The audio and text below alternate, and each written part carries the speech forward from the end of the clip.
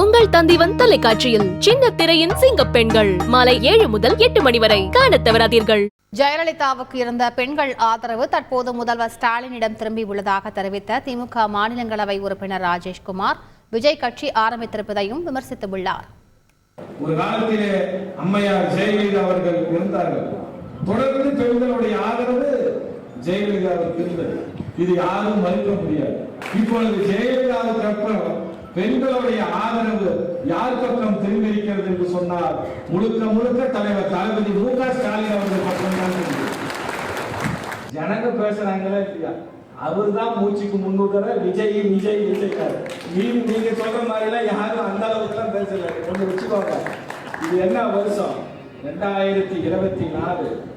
விஜயகாந்துக்கு இல்லாத கூட்டமா, விஜயகாந்துக்கு இல்லாத பெண்களுடைய எழுச்சியா, விஜயகாந்துக்கு போகாத பெண்களுக்கு போய் விஜயகாந்த் வந்தா போய் பார்க்காத பெண்களா எவ்வளவு எழுச்சி இருந்தது.